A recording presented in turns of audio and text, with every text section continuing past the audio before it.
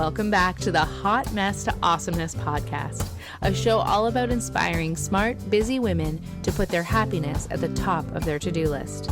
Join your host and life coach, Dion Thompson, as she chats with amazing women who have figured out how to make their happiness a priority, and more importantly, what it's really like to go from hot mess to awesomeness. And now, on with the show.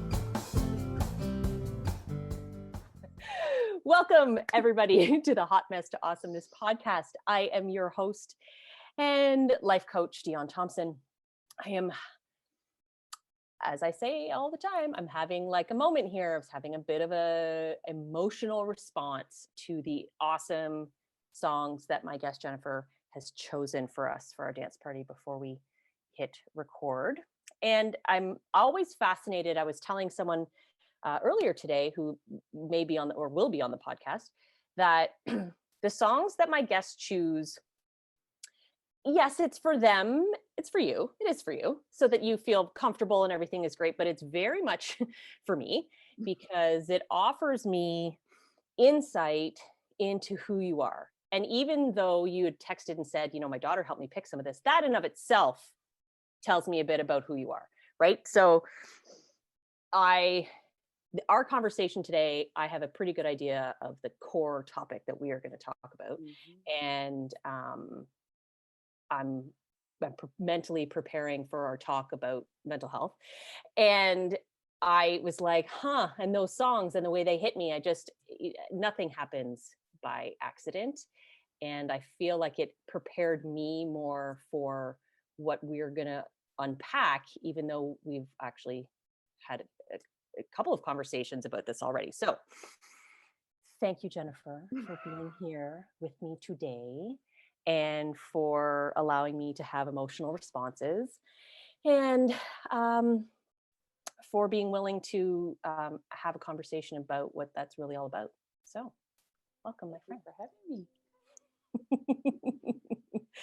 So as I like to do, you and I met at an event that I had, I think not by happenstance, but I know that your sister was there and friends of yours were there. And so that you were there and we ended up chatting and you were telling me about a book that you were writing about having a relative mother with mental health and sort of your response and your situation, your side. And I was like, my mind just went, holy crap.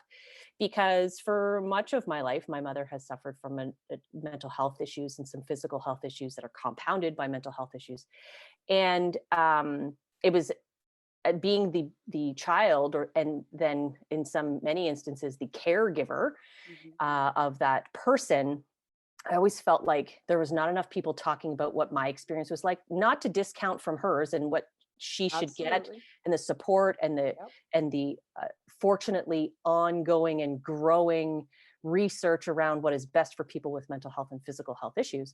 I was like, yeah, but fuck, like, I don't know who to talk to. And being the oldest daughter, fixer, saver, perfectionist, people please, like, you know, you name it. I was good at it. I just felt like there was no outlet, I'm like, where's my support group? Yeah. And so when you had mentioned that this was happening, that there were other people having this conversation, like, oh my God, I fucking need to know, not just know you, but like, I need to you can't see what I'm doing here if you're listening to this podcast, but I'm literally pulling her into my world. So I'm so grateful. And since we've had a chance to get to know each other a little bit better,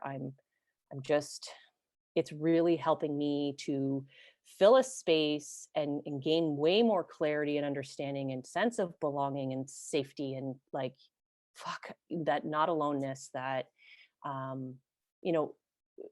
carry with me. My mother has ups and downs, many more ups than downs now, which is lovely. And it doesn't change, my memories and those experiences. So to be able to connect with a community of people who are having positive, forward-moving conversations that include all the people who are in spillover region of an individual who is going through whatever they're going through.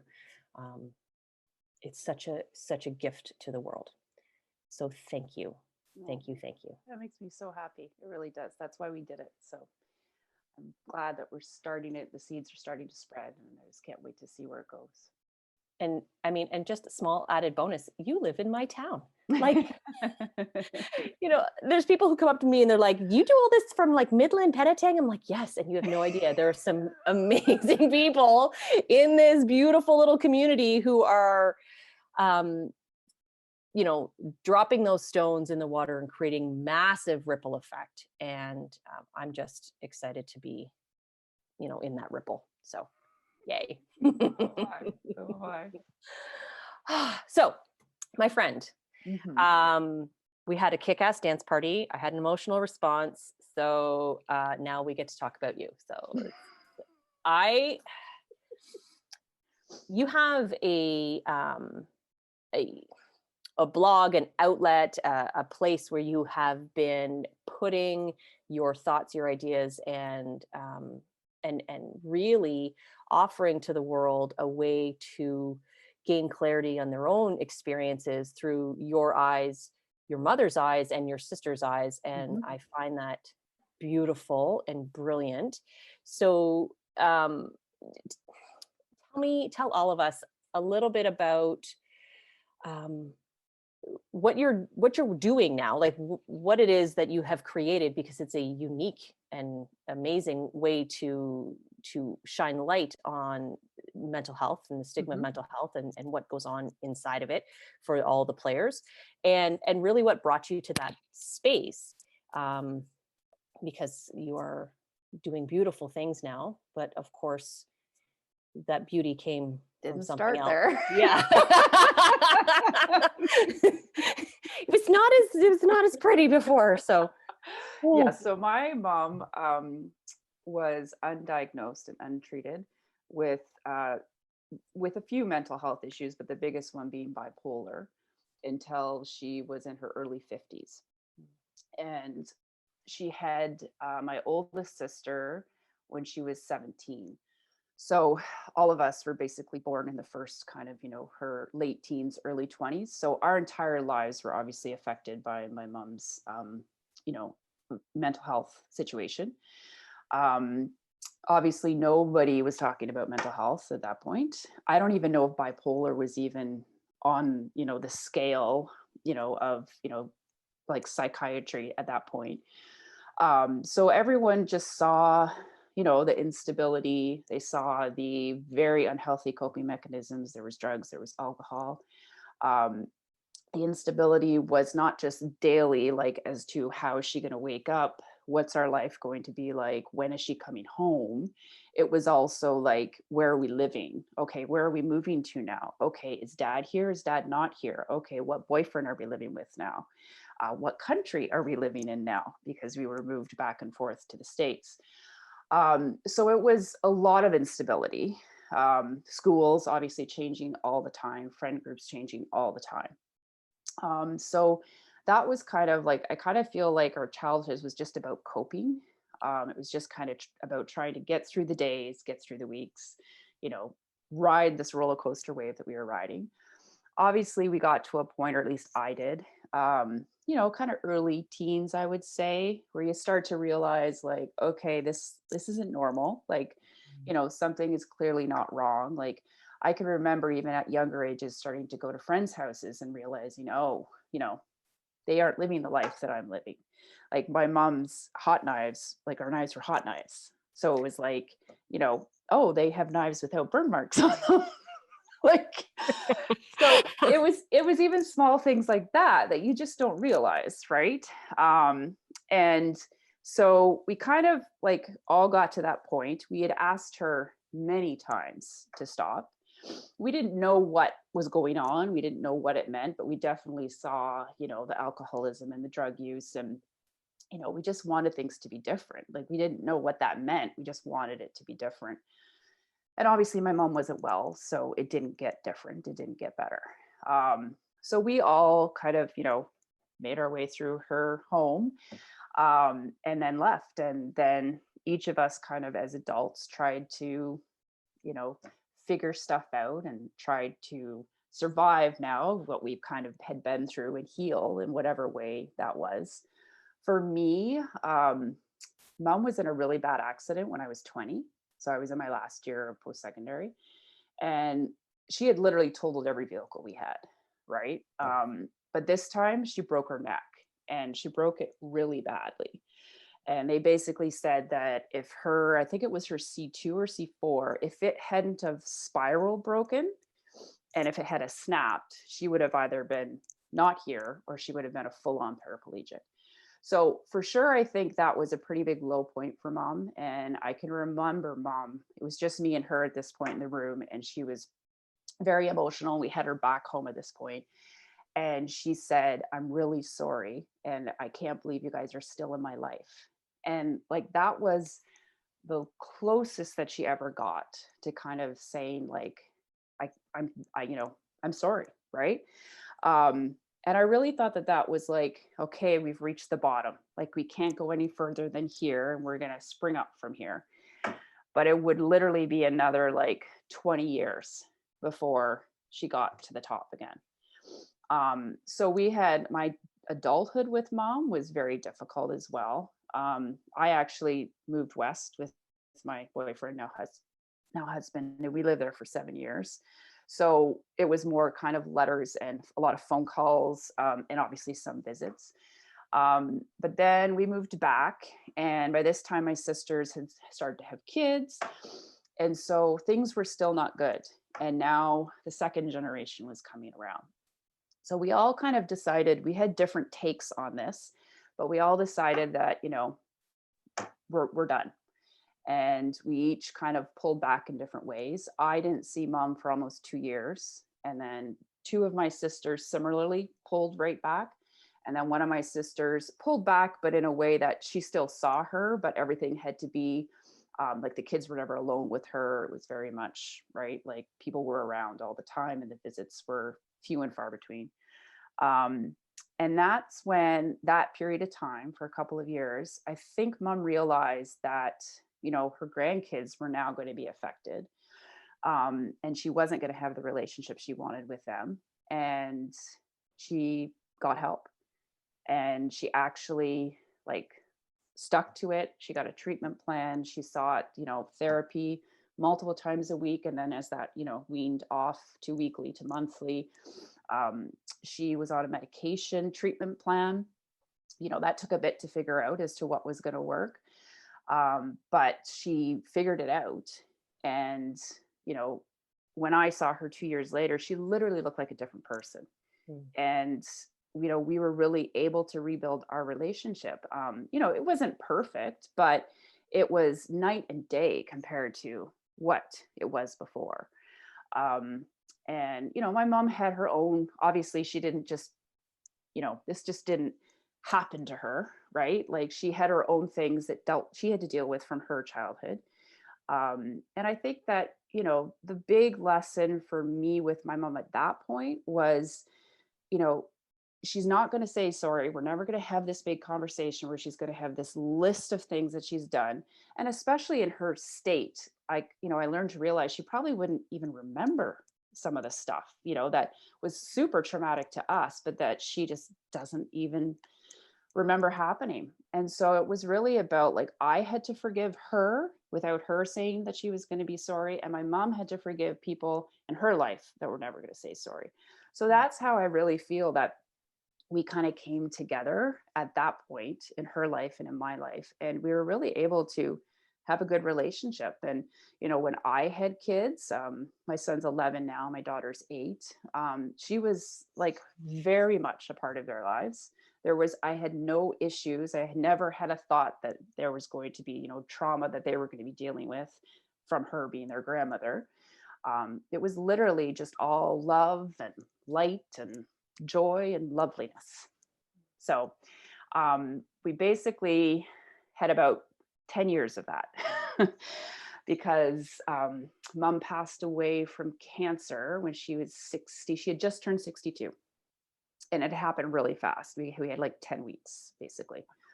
So when we moved, I basically was living really close to them in Barrie. And then my husband and I kind of waited things out. And then my father also passed away less than 10 months from my mom. And after that, we were like, okay, this is way too different here now for us. And so we wanted to be close to family again. And so my sister in Ottawa, that was a little bit too far away for us. So my sister in Penetanguishene, that became our new home. So when we moved here, career wise, I had always been involved in art and design. I'd gone to design school, and then I had transitioned into the film industry. And then when I moved back to Toronto, I started my own production company with one of my best friends. And so I had done that for years in Toronto, and I was teaching at Ryerson part-time. And then when we started to have kids, things just changed, obviously financially. Like my daycare bill was $100 a day, and I just couldn't, we couldn't make it work financially anymore. So at the same time, my husband's business was growing and they needed to have an Ontario office. And so we were looking outside of Toronto. So that's what kind of brought us to Barrie. So when we transitioned up to Barrie, it was like a natural, okay, film industry is going to go away. And then I kind of was, taking a break, trying to figure out what my next moves were. My oldest was 4 at the time, and he was diagnosed with Asperger's. I mean, I'll call it, autism spectrum disorder now, but basically Asperger's. So it was kind of a good time for me to be taking a step back. There was a lot to figure out and a lot to deal with. And my mom was a godsend during those years, like literally a godsend. And so as we were moving back to Penetang, I had been slowly building, trying to create another business. And I got into leather work, and I loved to design the bags, and I had done some prototypes, and like it had really grown into, okay, this is going to be it. This is going to be my next business. So when we moved to this area, I was really ready to move out of the house and get something. So I had actually found a co-working artisan space in Barrie, which I was like, of course, I moved to Penetanguishene and I got something in Barrie. But I was so thrilled. I was like, oh my gosh, this is fantastic. It's going to be awesome. And then my son just crashed again. And he ended up having severe anxiety, panic attacks every day, couldn't leave the house. And so everything was put on hold again. And we kind of got through that, which was literally COVID is basically what saved us. I know it's crazy to say that, but COVID actually let us stop and pause. And so moving forward, I was like, okay, maybe I should stick closer to home. So I rented a studio space in January and I renovated it. And then in March, we obviously had to shut down. But I'm at that point where, so we have a studio space. I named the company after my parents, Marnie and Michael. And I really wanted it to somehow be a social entity. Like I knew that that's where I had to go this time. I've always wanted to do something regarding giving back, somehow paying it forward for mental health, always. And so I had kind of come up with the idea of, okay, not everybody wants to just give money to a charity or to an organization or to a whatever. So if I give them a product, then I could pull a portion of that profit out of that sale, and that can go towards the mental health initiative. So that's what we've done. So we've structured it that way.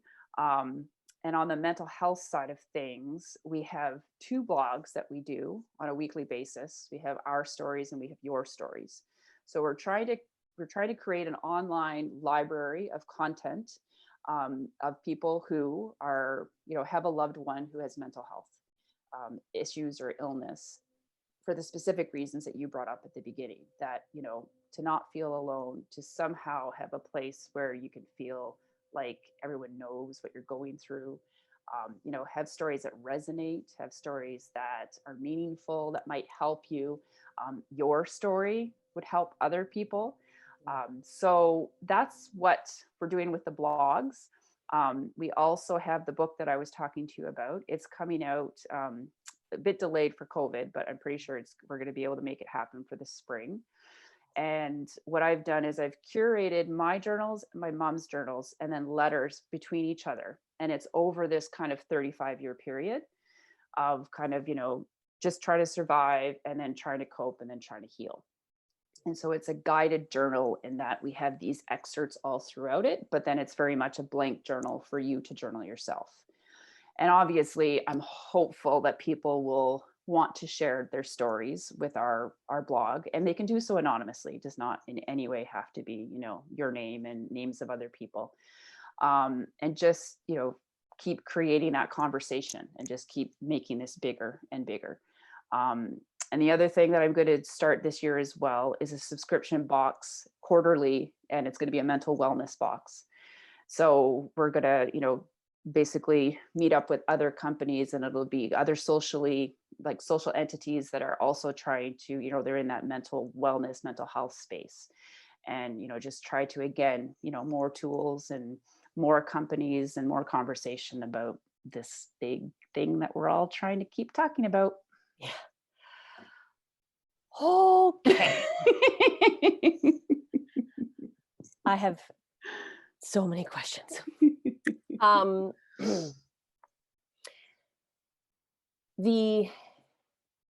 There's so many stages of personal evolution that one must go through, and as one does, regardless of whatever anybody else is doing around us. We grow up and we learn and we try to figure shit out. And I'm interested in what it was for you that you connected with, and what resources, people, ideas, concepts, practices kept you moving forward.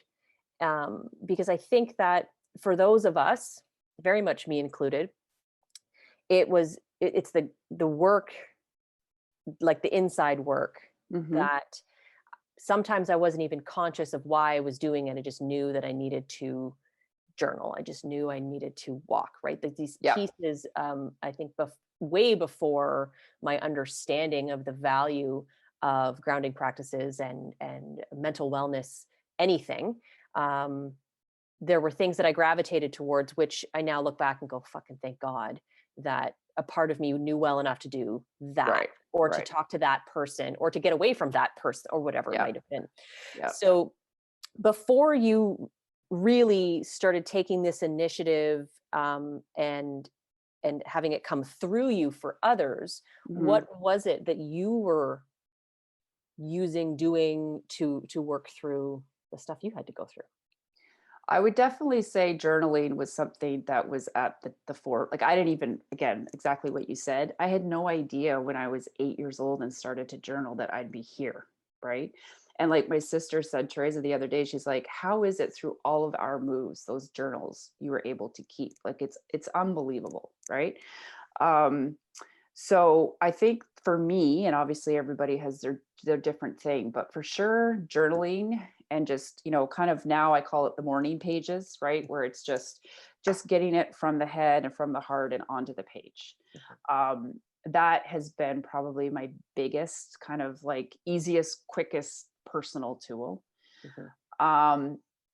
And then, I mean, I've read a lot of books about, kind of, I think for me, the evolution definitely was also in understanding what mom was going through.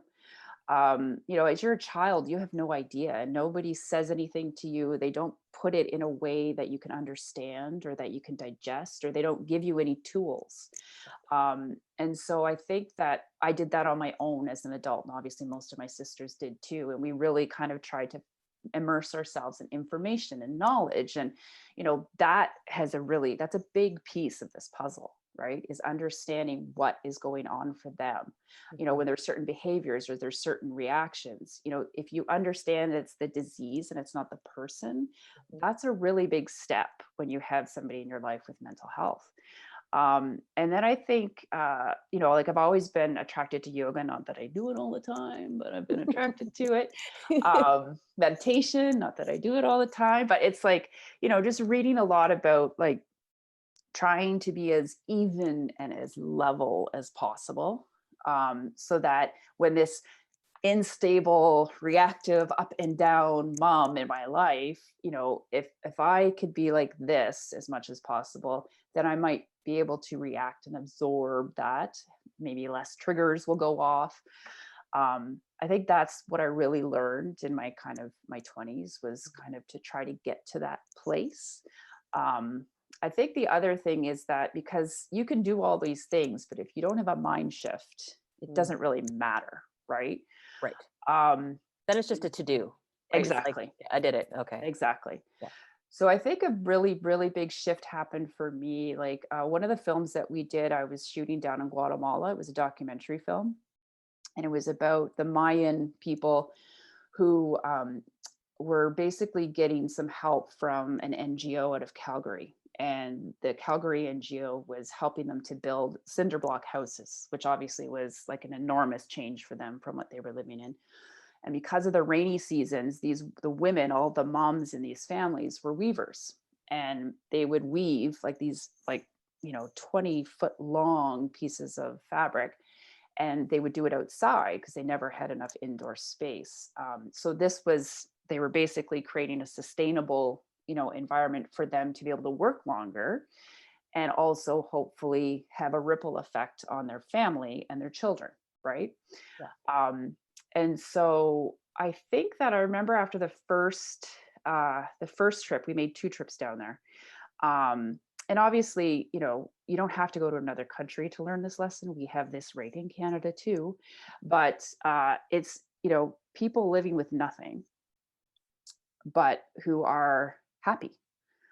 And I think that there was a big shift for me in all the research that I did in, the Mayan, just about how they lived and how they were living, and how hard their lives had been, with everything going on, Civil War wise, etc.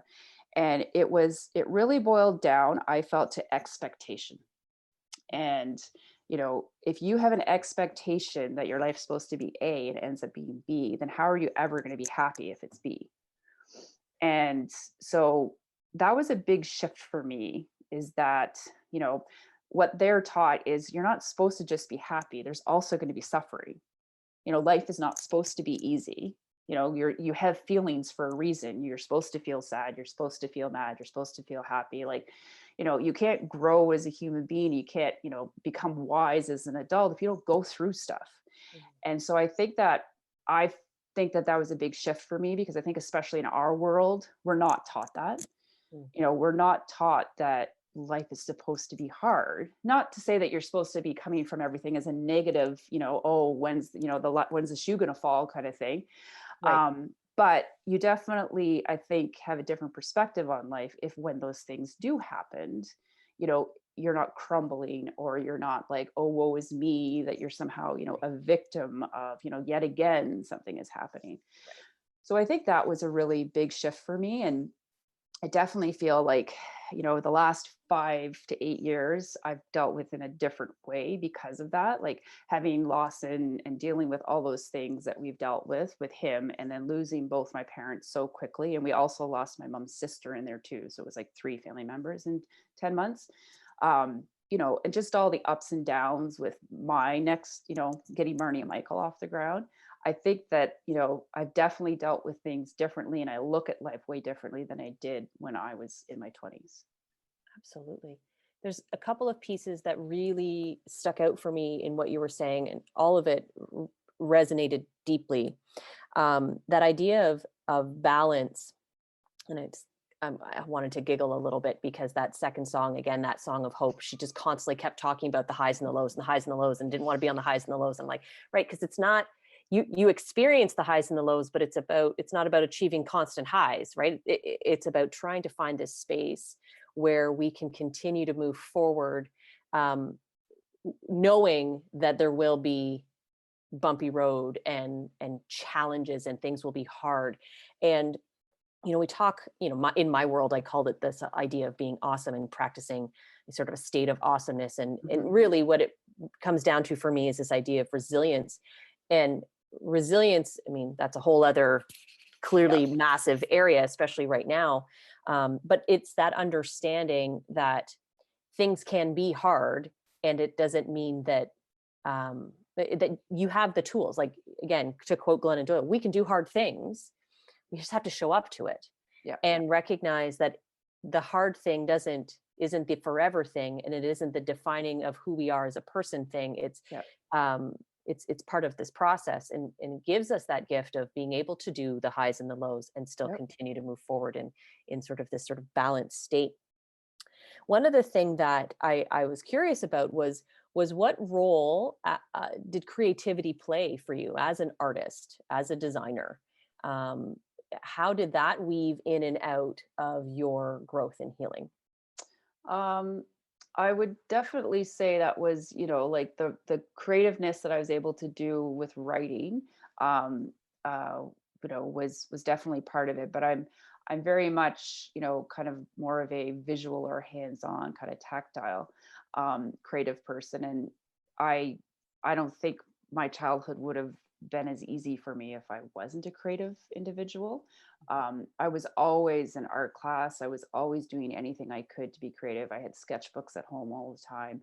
In high school, I took art all the way through, and I went to design school because I very much, wanted to have a creative life, right? I wanted to somehow figure out how to be creative and how to make a living. Um, I'm still figuring it out. Yeah, it's like, you let me know. I think I have it nailed this time, though. Yeah, you know what? Because you've brought in a few extra pieces, and then I think that you figured out the equation here. Yes, I think I do. I think I do. But I would say that I went to design school, loved it, and then I kind of went out into the world and became an interior designer. And I loved it for a certain amount of time, but then it just really became about billable hours and how many hours you could work. And, I was just getting burnt out, and I got burnt out.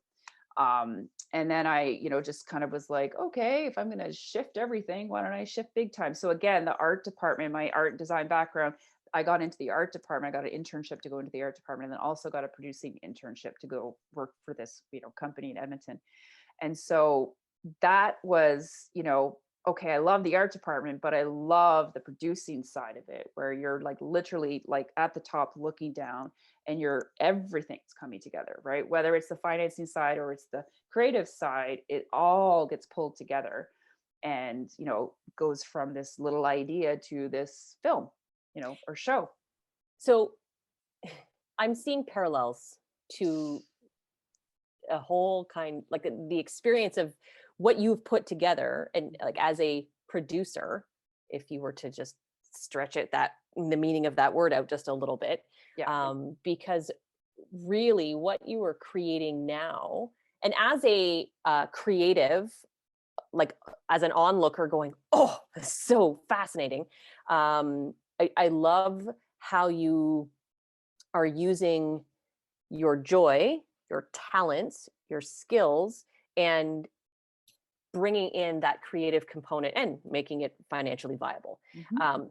And I just wanted to comment on this whole idea of creative, because yes, you went to design school and you did all these things, and then sought out career opportunities that allowed your creative side to flourish. And as someone who believed I couldn't be creative to save my life my whole life, except for when I was very young, and then came to that very clear understanding through science, because that's the way I approach life, was that we are all born creative, and that it is through our creativity that there is this opportunity to problem solve in a way that aligns with how we want to feel. Mm-hmm. I'm a great problem solver. I'm a great decision maker. And unfortunately, some of the decisions I make are pretty incongruent with me as a person, because they're very logic and supposed to, and this following a pattern. But when I follow my creative energy, when I allow myself to just get fascinated and just put things out for the sake of putting things out in my own way, the decision-making process, which is still important, it is way more aligned with me as a person. So I can wake up every day and go, yeah, cool. Still not sure where I'm going to go, but it feels a lot better. Yep. So for those that are listening that perhaps are new to the concept of creativity, or are interested in journaling, for Mm-hmm. instance, and are like, well, I'm not a writer and I don't know what to do. And the spark of creativity exists within all of us. It's whether or not we choose to fuel it or not that will determine how big and how far it can take us. Or not stop it.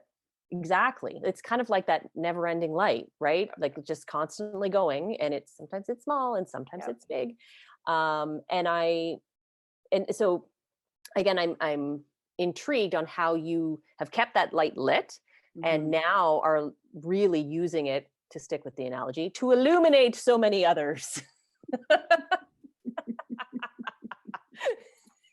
So so tell me about how you now have pulled together the producer in you, the Mhm. leather work, Mhm. the blog, and it's Mhm. happening.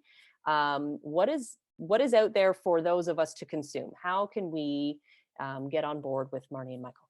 Well, I think that the key change this time around for me was that I created a business that was going to fit into my life, not the opposite way around, right? So brilliant. And that is literally the change. So, I like one of my a good my cousin was we were just chatting the other day, and she's just like, okay, I need to talk to you because like I want to make some changes, and like what did you do, and like how did you get here? And I just thought, I said, sit down and ask yourself what kind of a lifestyle that you want. Like if you are in this position where you could actually do this, like financially you're okay, and like you can, and even if you only have 2 or 3 months saved, whatever it is, the very first thing, especially at, I'm 44, I have 2 children, one has high needs, I have a husband who has his own business, like I've now launched my next business, right? It's like, what's going to work for your lifestyle? And by lifestyle, it's, how much time do you want to spend with the family? What do you want it to look like? Do you want to work from home? Do you not want to work from home? Like it's all of those things. Mhm. And obviously we learn that as we go along. So that was the biggest thing as I started to sculpt this. And then I wanted to have a viable business this time. So I was like, okay, I want to create something. I want to be creative. I want to hands-on be creative. So that's how, I got into leather work. I knew how to design. So I was able to design my own patterns, and I just started to do prototypes, and I started to get people to, figure out, I started to test things, Mhm. and everything was super successful, even though it's a really small line right now. And so I'm waiting. I didn't wait for everything to be perfect, right? It's like you kind of pick those things to build things on. The first thing I did was I launched the blog in the summer. I mean, I had the space, but couldn't do anything with it. Right. Um, It was there. it's there. I was waiting. And so I created the website. That was the first thing that I did. I created the blog because it was very important to me that this be very much about the mental health initiative. And I felt that the mental health initiative should come first so that when people are buying products, they understand where the profits are going. So created the mental health initiative and started blogging. We started in August and we've already had over 1,000 people read them. So, that's pretty good. We're definitely getting out there. And then as kids went back to school, which I made mine go to school, especially for Lawson because he had not gone to school last year. That's when I was able to really, start to build the team. So then it was about just producing and finding the right people. And so we have also, on top of all of that, I was developing the book that we'll be putting out in the spring. And then I was also a part of another book that was called, it's called Mompreneur Memoirs. And so that launched on Amazon in the fall. And so it was myself and 11 other women talking about this, like talking about, I'm a mom, I'm a business owner. What hurdles have I had to go through in life to kind of get to where I am right now? And also, what's your definition of success? Like, I think that's another really, really big one. For me right now, it is not about my profit margin. It's just about that I actually get to leave the house every day. My son goes to school, which is phenomenal. Mhm. And I get to go to a studio and I have a team and we get to produce bags and I get to write the blogs and I get to, just put out what we're putting out. So, I want to comment on something which may seem small to some, but to me in my world and to the women in my world is, I think about 6 times you just said that I get to.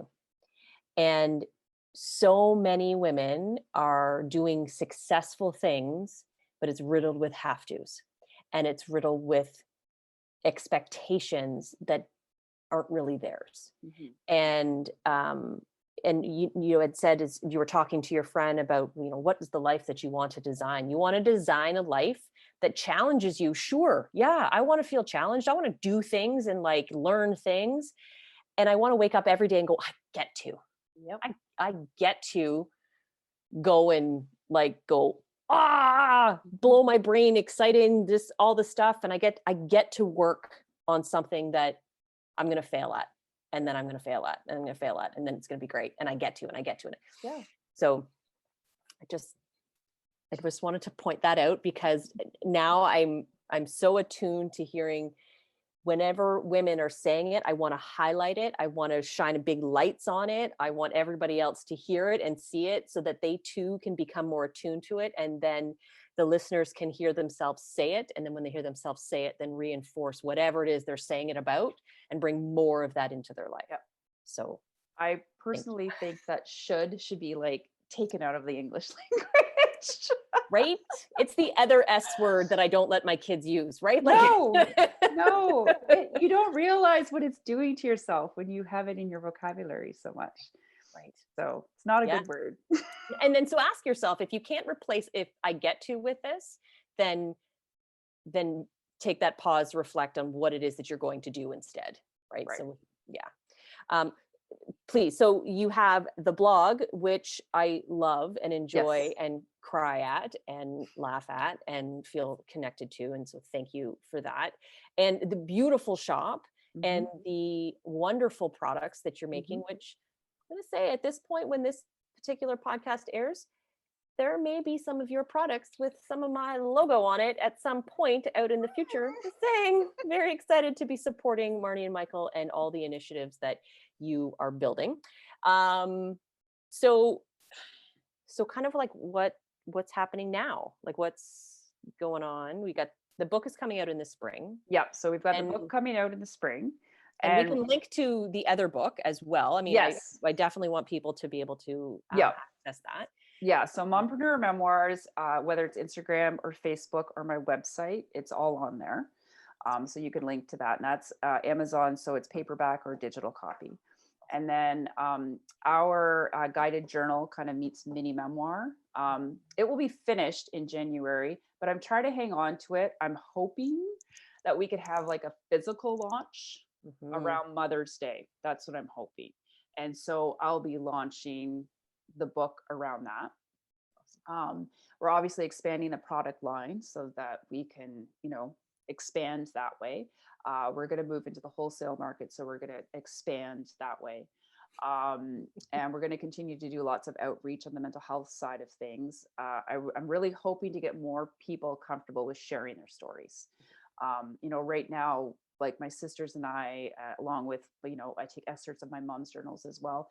That's kind of the heavy lifting of this library, but I would really like to get to the point where, it's also other people submitting. We've had some submissions, but I definitely need to, try to encourage people to also submit their stories. So that's something that we're really. Is there like a Google form, a link of something that you can that I can share and Yeah, so there's a submission form on our website. So yeah, so all through the website, you can kind of click on that and you just put in your information and put in, what you'd like to share with us, and then it comes to me and I edit it if it needs to be edited, or I discuss things with you, and then we submit it. So on our website, we have all the blogs. So they're all accessible through our stories and your stories.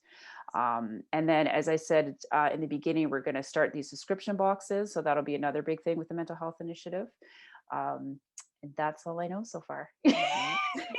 So, and that's plenty from coming from someone who likes to have like many things on the go simultaneously. I know that is a solid amount of things.